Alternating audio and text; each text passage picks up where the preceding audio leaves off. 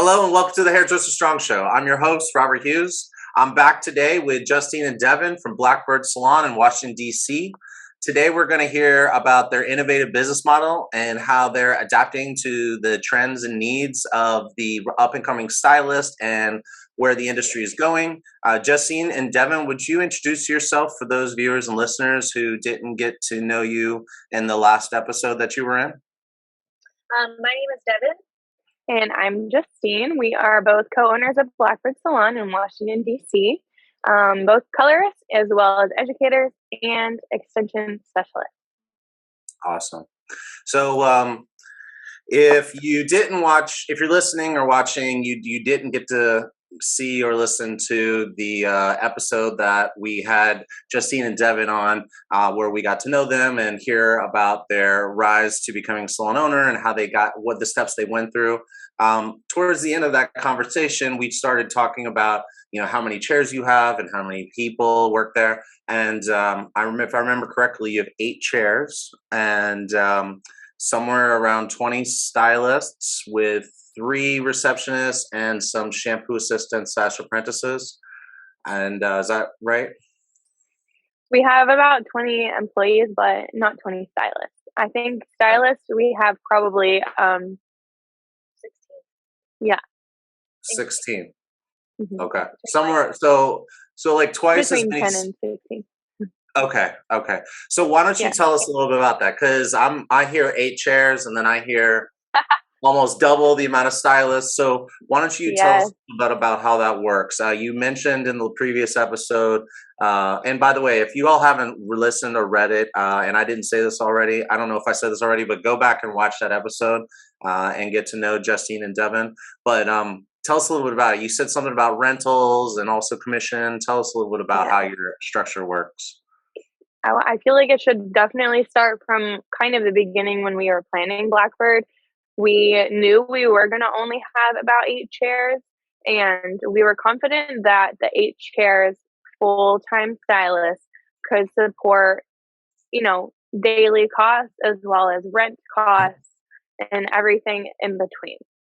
Along the way, we were very interested to figure out how we could get costs down but raise income, and that looks a little bit like sharing a station and having multiple stylists. Instead of just having 8 stylists only, we can have up to 16 and split the timing and have some part-time, some commission, or some on rental. And that was kind of like how we first got into that, and it has grown a little bit along the way. And it really just depends on each particular person's career path. And we even have a couple of ideas for the future of this business model that we are just started learning and are interested in that we can talk about later. But that was the beginning. So some of our stylists only work one day a month. And they may work in other salons or live in different states or just be in a certain place in their industry where they're not full time. But they still have like a clientele that they want to maintain. So that's how that number sounds like a lot. But in reality, we're only really seeing them on like one Sunday a month. Some stylists we have 2 days a week. Some stylists we have 5 days a week. Some stylists we have 2 to 3 days a month. It kind of varies.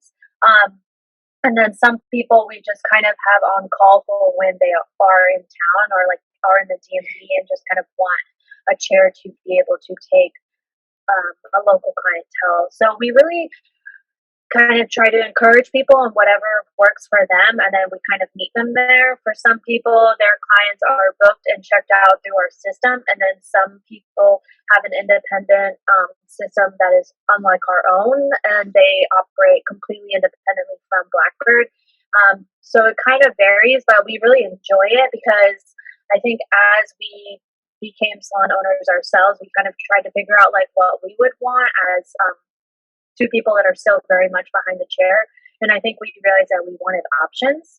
And I think that's kind of where the industry is moving, especially with social media and hair or the beauty industry becoming so accessible and so in demand.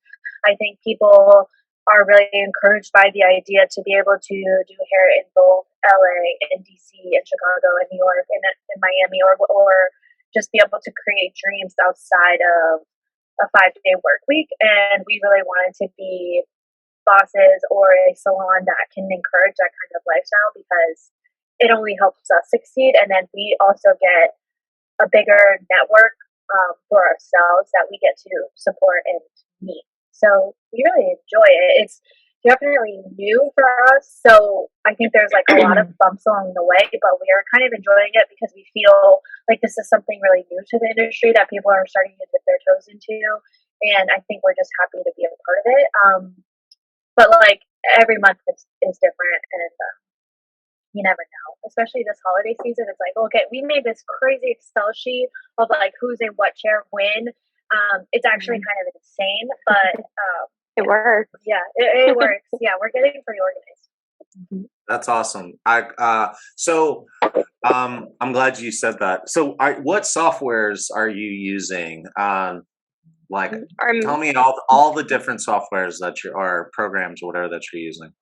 And so the main software, yes. So the main one we use for booking appointments and checking clients out is the STX Cloud software. Okay. We're familiar with STX. We used to use it before, but they have like rebranded and have a new system. So it's called STX Cloud. And pretty much anything that you need to do is achievable within STX. You can obviously book and check in, check out clients. The system that we use for credit card payments is a Clover, and they are linked. So when you sign up for STX, you also get the Clover with it. So you don't have to find like Square or an Arterior like credit card machine. So STX and Clover. And then you can do things within STX like marketing emails, targeting specific groups of clients to send text messages or emails to about anything. It's honestly a really great system. It can give you business forecasting reports, sales reports, product sales reports, like literally anything you ever need. STX Cloud is the shit. Okay, and cool. I would say like pretty affordable. And it did seem like compared to other credit card processing machines, the Clover with STX had a lower like percentage of what they also take per swipe. So that was nice. And then you use Excel. Do you use Excel or do you use Google Sheets? We use Google Sheets and like the one on the MacBook, just like the numbers page. Okay. Yeah. And this is kind of where it goes into like leading onto our support system, because like her mom is incredible with like budgeting sheets and things like that. And I will constantly be disrupting my boyfriend's day to make us Excel sheets because he's incredible at Excel. I barely even know how to open the freaking app. So, well, sometimes Justine and I will have a vision and we're like, okay, we need this, and this sheet done, but how can we visual? Like, we're very visual people, but on some of these softwares, it's like, whoa, this is insane. So we'll send that to people in our like support group to help us make that. So we will see kind of where that comes, but more often than not, it comes from people that we know and love. Okay. And do you is that it? Is that basically all the tools that you use to help you run your business? Well, we do use QuickBooks for our accounting stuff. Well, we do have a hired accountant for like the daily stuff and how we communicate with our accountant. We will use QuickBooks. So we use QuickBooks, and then probably like randomly business things like social media. We have software for editing videos and making Instagram stories, like little apps and stuff. But that's pretty much it. Okay, cool. Awesome. And that'll all be for you listening and viewing. I'll make sure that this information is available for you. You can just look below and it'll direct you to that information. Okay, this is great. Okay, so, all right. So now I want to go back to your rental versus the people who do your renting, who rent from you. Do they just hit you up out of the blue, or do you have a relationship Kinda, yeah. It's grown. At first, all of the people that were renting, we knew previously, and Okay. now It's kind of like it's grown a bit because word of mouth. yeah, and we advertised for that on social media through both of our Instagrams and the salon page that we were looking for independent stylists. So it's a good mixed bag. And how I do mean, you now we have find a relationship. how do you find the people that like if you didn't know them, how have you discovered these people that come and rent from you? Mostly Instagram. They just hit you up or you hit them up? They hit us up. Okay. Yep. They Okay. usually will send us an email or DM us if they're interested, and then we'll just continue the conversation. We Okay. do often look at their Instagram pages, and we often will have an interview with them or meet them via Zoom if they're not in the DMV. And how do you decide whether or not someone is a good fit as a rental versus a commission? Mm. So generally, any of our rental stylists are going to have already a following and already be pretty experienced in their craft. Someone, and we kind of, so before we generally, when someone reaches out, we'll just send an interview and we'll just chat with them about what they want and what they need. So if it sounds like someone is newer to the industry, looking to gain a following, looking to have a more permanent place behind the chair, work more than 3 days a week, and just kind of like gains experience and kind of be a part of like a salon family or things like that, then we're generally going to lean them more towards commission. If someone comes to us and says, I want to be traveling, or I don't want to be working more than 1 to 2 days behind the chair, or I want to be working in other salons, or maybe I'm planning to open a salon of my own, anything, we really want them to be as honest and as vulnerable as they can, because that way we can support them.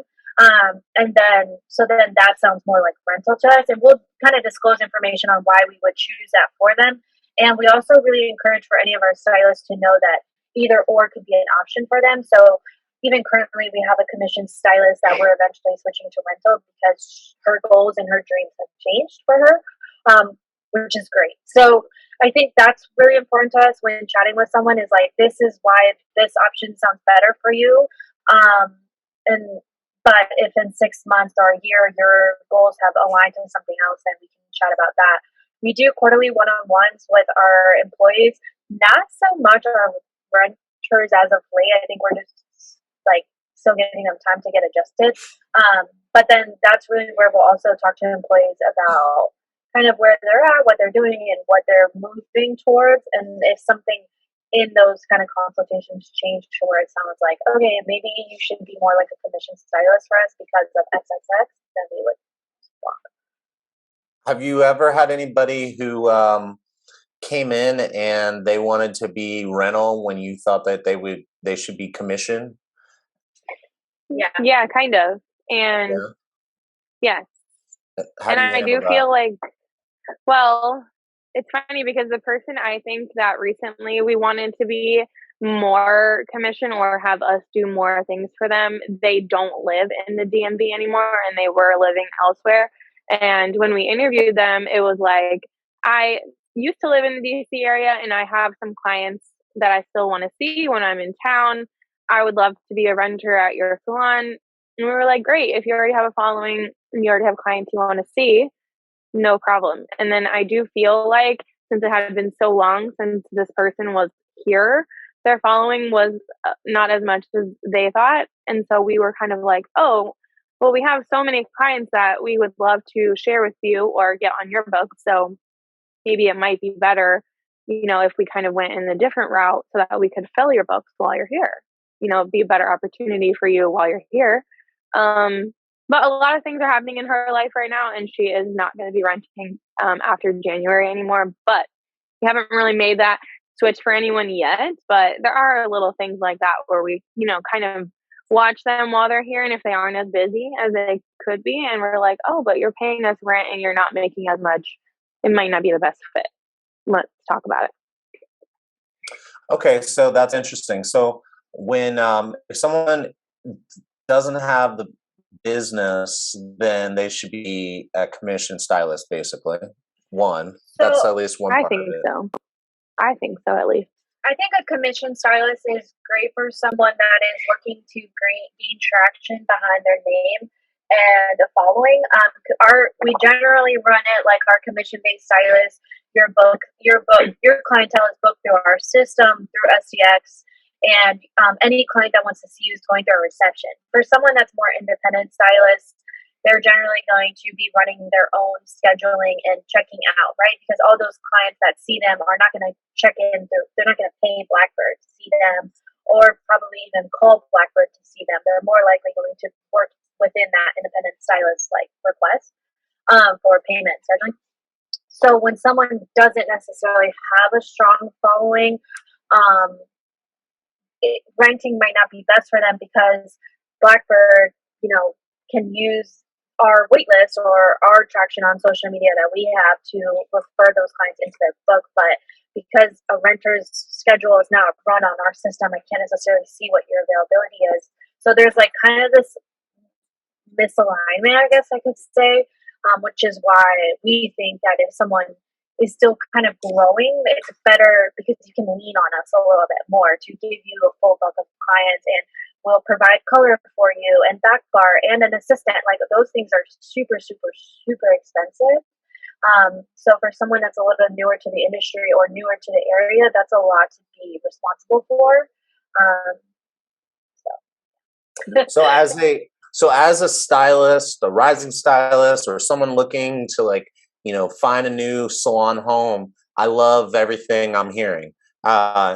What you're saying as far as options for the stylist. Now I'm gonna put salon owner hat on, and I'm gonna ask you some other questions. All right. So so one, I think that's very generous of you to want to say, hey, you need to build, go ahead and build, because you could just collect rent from somebody until they can't afford to pay it anymore and they go out of business, and then replace it with somebody else. So that's like very considerate of you, which I think is awesome. That says something about you. So, but thank you. From like a dollars and cents perspective, I got two-part question. First part is, have you had a commission stylist that said that they wanted to become a renter? Yes. And did you do the transition? We are currently about to do a transition with someone in our salon. She has always been commissioned with us, and she is looking to move to LA and come back to DC every 6 weeks. So she wants to come back to Blackbird every 6 weeks, have one full week here at Blackbird, and then go back to LA for the rest of the time. So in our conversations with her on what works best for her dreams, we are going to transition her to renting instead of commission. She already has a stacked clientele, and we know that when she does come back, she's going to be fully booked with all of their clients that she's already been seeing. It just makes a little bit more sense for her to make more money renting, because at the end of the day, she will be making more money as a renter than as commission. And if you're only here for a week, stack that money, go back to LA where she's probably on commission, and then do that. So what if sorry, go ahead. I was going to say, we really want it to be fair game for our renters, and we really want them to be able to make as much money as possible when they're here. So we'll generally just give them a key, and we'll say, work whatever hours you want. Let us know if you need anything. And some of them will be here from like 9 a.m. to 9 p.m. and it's insane. And but that's what they want to do, and they can pull out usually like $1,000 to $2,000 in the hours that they've had. And then they're only, whatever. So we're not like, oh, you can only work between these scheduled hours. We really encourage them to like use the salon as yours. These are our basic rules, but make it money. I do also think this is something that we recently heard from another salon owner, someone that we've always looked up to. And I think that when I heard it, it really resonated with our little business model and how we could grow it even more and be similar to how they have their business run. But someone that Devin and I really love, we recently took a class from them in New York City, and he owns 8 hair salons. So like huge operation. He talked a little Can bit you tell about, us who it is? yeah, it's Jay Edwards. He's an Okay. Australian colorist and a salon Okay. owner. He's Okay. the best.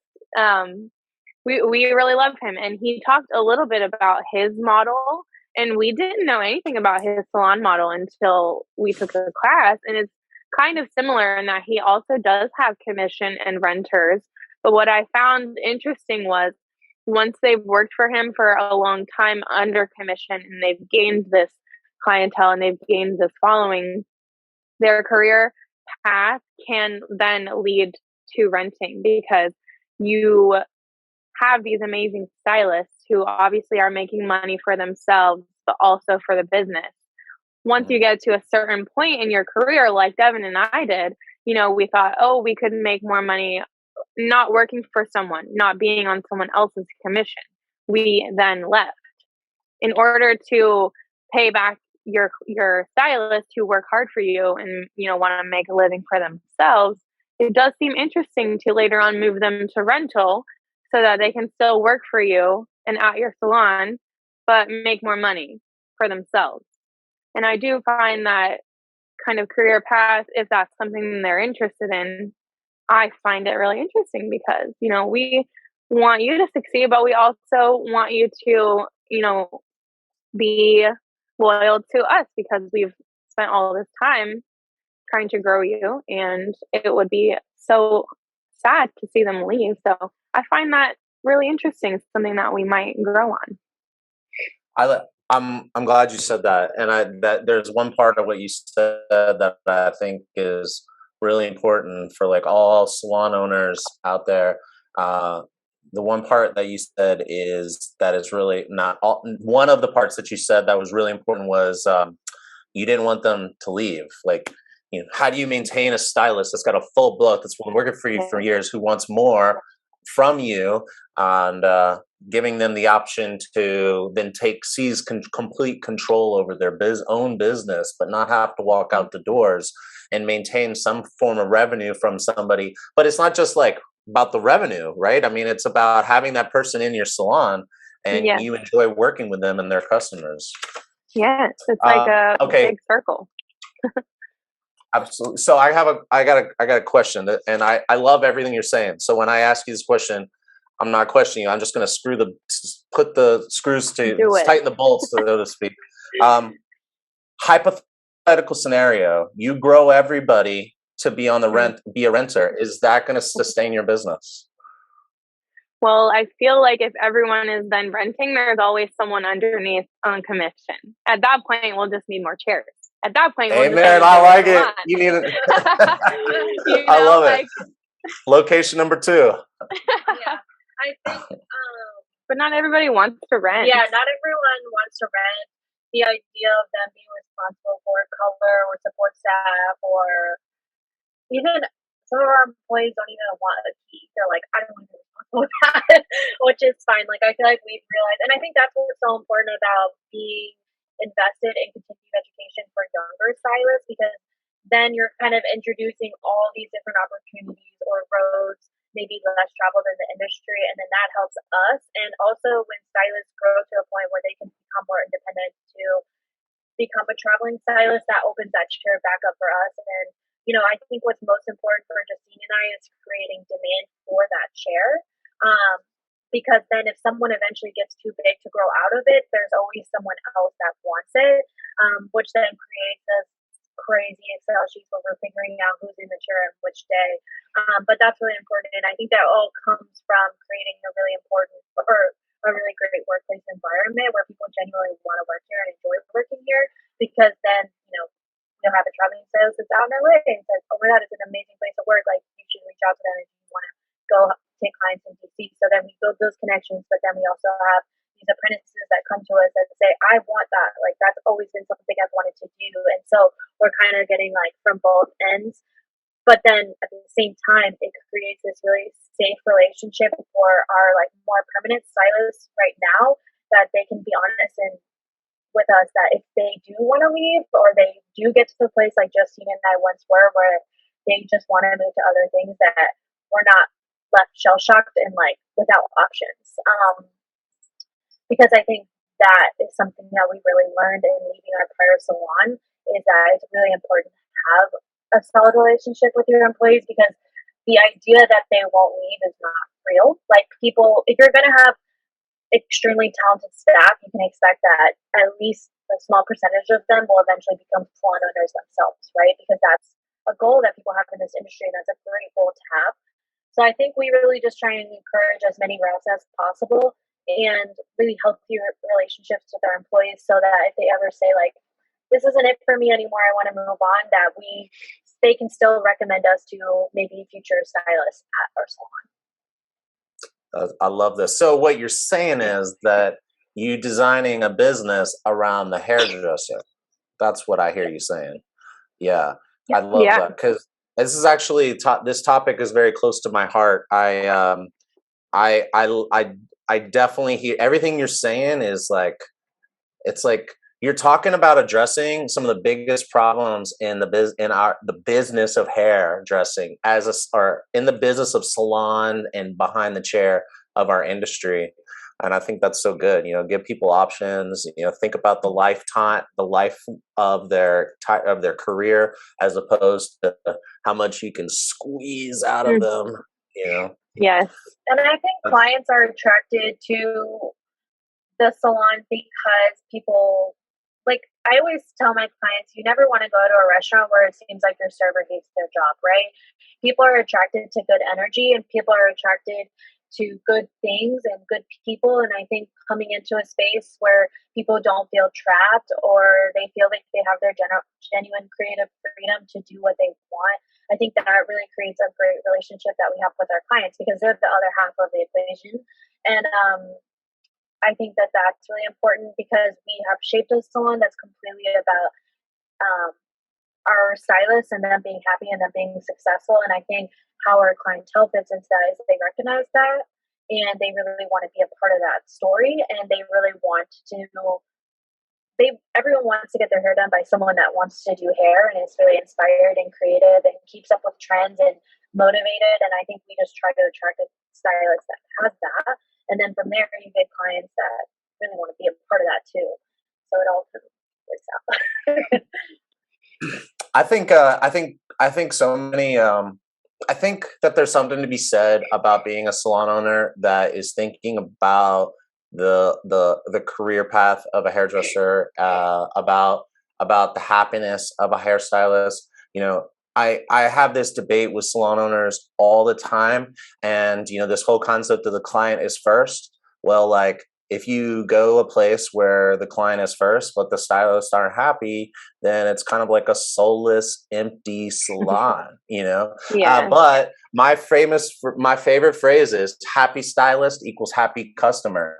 And if you don't keep your stylist happy, and you don't give them a place to grow, the clients are going to feel that, and the clients are going to leave your salon because you didn't give them the ability to grow. And so I think it's super awesome. I mean, of course, you gotta consider the customer, but I don't know. I like everything I'm hearing. That's pretty cool.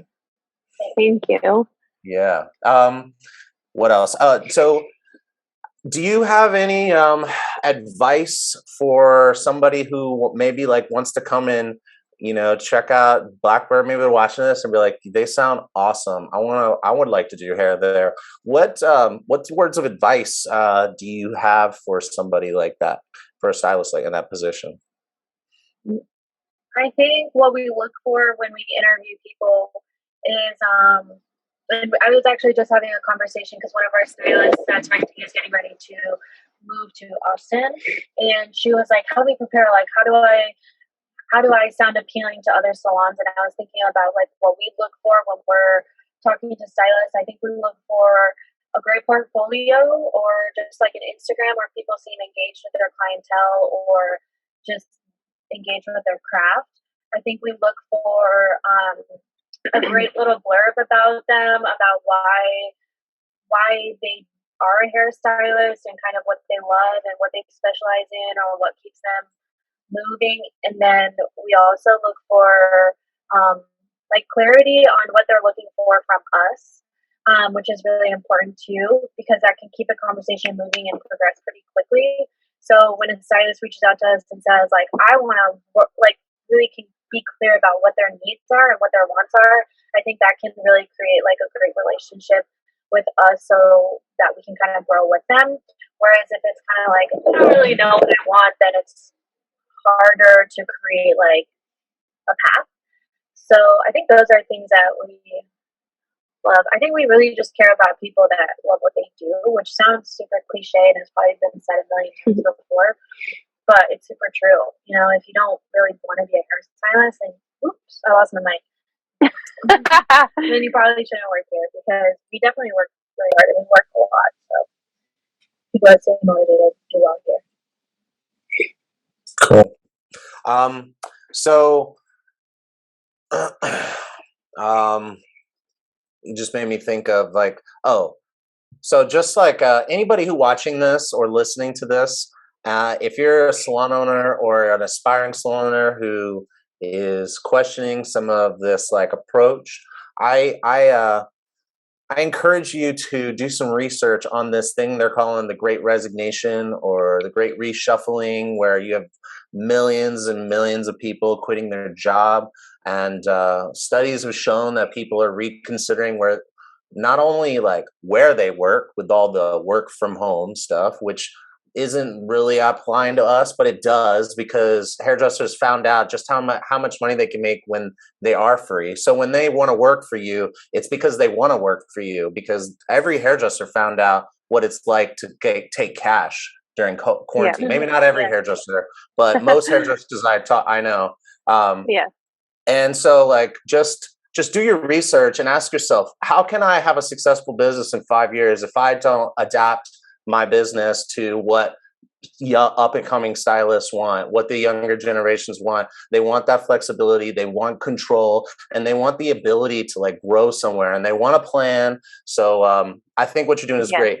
And on that note, I'm going to ask you for one last piece of advice and tips. So to the aspiring salon owner or the current running salon owner, do you have any last pieces of advice or tips or messages?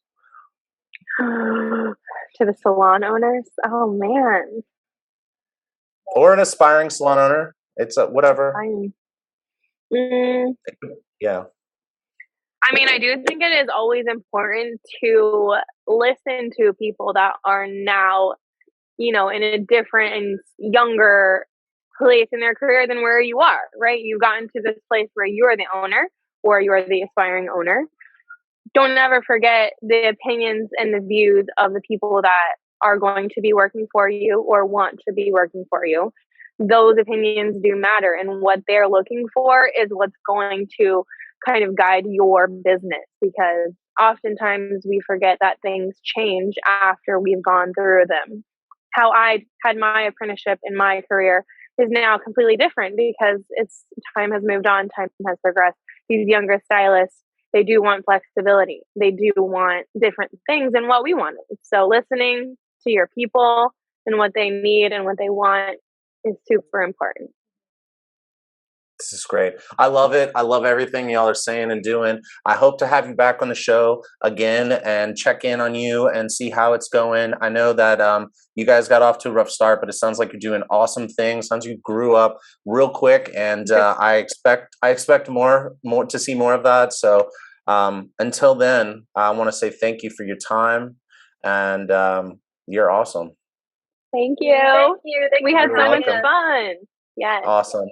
All right. Well, and for all you listening and watching, please check out Blackbird Salon. It's District Blackbird on Instagram. I'll leave all that stuff below, even with a link to where you can check out more information from them. If you haven't already, please like, follow, subscribe wherever you're at. It helps support the channel. It doesn't cost you anything. All right. Until then, peace. See ya. Thank you.